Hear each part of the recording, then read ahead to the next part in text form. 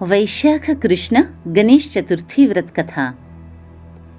एक समय पार्वती जी ने पुत्र गणेश से पूछा कि वैशाख महीने के कृष्ण पक्ष की जो संकटा नामक चतुर्थी कही गई है, उस दिन किस गणेश का किस विधि से पूजन करना चाहिए और उस दिन भोजन में क्या ग्रहण करना चाहिए। तब गणेश जी ने उत्तर दिया कि हे माता, वैशाख कृष्ण चतुर्थी के दिन व्रत करना चाहिए। उस दिन वक्रतुंड नामक गणेश की पूजा करके भोजन में कमलगट्टे का हलवा लेना चाहिए। माता, द्वापर युग में राजा युधिष्ठिर ने इस प्रश्न को पूछा था और उसके उत्तर में जो कुछ भगवान कृष्ण ने कहा था, मैं उसी इतिहास का वर्णन करता हूँ। आप श्रद्धा युक्त होकर सुने। श्री कृष्ण बोले, हे राजा युधिष्ठिर, इस कल्याणदात्री चतुर्थी का जिसने व्रत किया और उसे जो फल प्राप्त हुआ, मैं उसे ही कह रहा हूँ। प्राचीन काल में एक रंतिदेव नामक प्रतापी राजा हुए हैं। जिस प्रकार आग तृण समूहों को जला डालती है, ठीक उसी प्रकार वे अपने शत्रुओं के विनाशक थे। उनकी मित्रता यम, कुबेर, इंद्रादिक देवों से थी। उन्हीं के राज्य में धर्मकेतु नामक एक श्रेष्ठ ब्राह्मण रहते थे।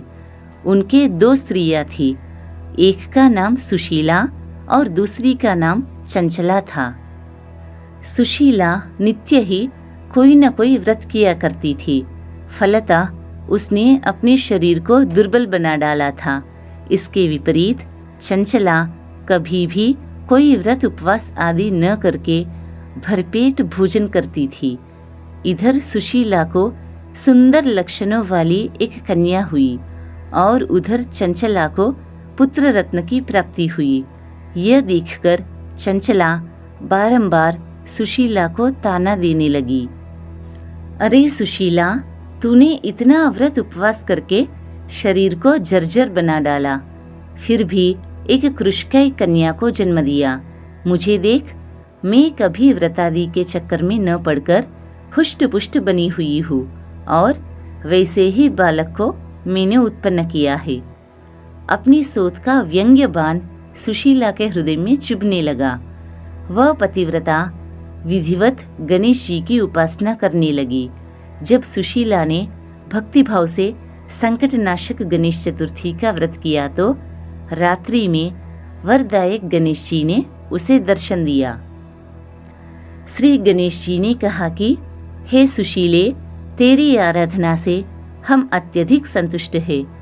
मैं तुम्हें वरदान दे रहा हूँ कि तेरी कन्या के मुख से निरंतर मोती और मूंगा प्रवाहित होते रहेंगे। हे कल्याणी, इससे तुझे सदा प्रसन्नता रहेगी।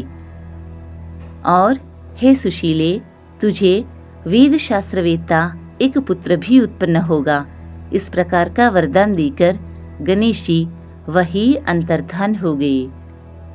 वरदान प्राप्ति के फलस्वरूप उस कन्या के मुंह से सदैव मोती और मूंगा झड़ने लगे। कुछ दिनों के बाद सुशीला को एक पुत्र उत्पन्न हुआ। तदनंतर धर्मकेतु स्वर्गगामी हो गया। उसकी मृत्यु के अनंतर चंचला घर का सारा धन लेकर दूसरे घर में जाकर रहने लगी, परंतु सुशीला पति गृह में रहकर पुत्र और पुत्री का पालन पोषण करने लगी। उस कन्या के मुंह से मोती मूंगा गिरने के फलस्वरूप सुशीला के पास अल्प समय में ही बहुत सा धन एकत्रित हो गया। इस कारण चंचला उससे ईर्ष्या करने लगी। एक दिन हत्या करने के उद्देश्य से चंचला ने सुशीला की कन्या को कुएं में ढकेल दिया। उस कुएं में गणेश जी ने उसकी रक्षा की और वह बालिका सकुशल अपनी माता के पास लौट आई। उस बालिका को जीवित देखकर चंचला का मन उद्विग्न हो उठा।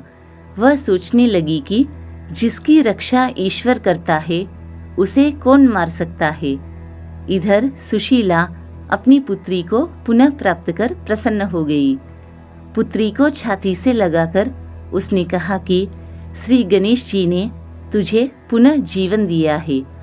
अनाथों के नाथ गणेश जी ही है।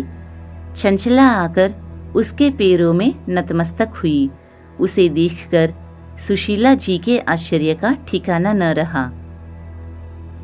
चंचला हाथ जोड़कर कहने लगी कि हे बहन सुशीले, मैं बहुत ही पापिन और दुष्टा हूँ। आप मेरे अपराधों को क्षमा कीजिए। आप दयावती है। आपने दोनों कुलों का उद्धार कर लिया। जिसका रक्षक देवता होता है उसका मानव क्या बिगाड़ सकता है। जो लोग संतों एवं सत्पुरुषों का दोष देखते हैं वे अपनी करनी से स्वयं नाश को प्राप्त होते हैं। इसके बाद चंचला ने भी उस कष्ट निवारक, पुण्यदायक, संकट नाशक गणेश जी के व्रत को किया। श्री गणेश जी के अनुग्रह से परस्पर उन दोनों में प्रेम भाव स्थापित हो गया।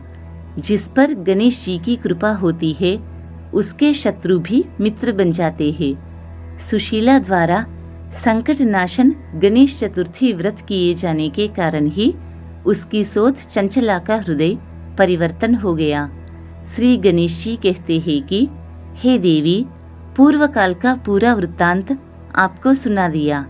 इस लोक में इससे श्रेष्ठ विघ्न विनाशक कोई दूसरा व्रत नहीं है। श्री कृष्ण जी कहते हैं कि हे धर्मराज, आप भी विधि पूर्वक गणेश जी का व्रत कीजिए। इसके करने से आपके शत्रुओं का नाश होगा तथा अष्ट सिद्धियां और नवनिधियां आपके सामने करबद्ध होकर खड़ी रहेगी। हे धर्मपरायण युधिष्ठिर, आप अपने भाइयों, धर्मपत्नी और माता के सहित इस व्रत को कीजिए। इससे थोड़े समय में ही आप अपने राज्य को प्राप्त कर लेंगे। इस प्रकार स्वयं श्री गणेश जी ने माता पार्वती को वैशाख मास के संकष्ट चतुर्थी की व्रत कथा कह सुनाई। जय श्री कृष्ण।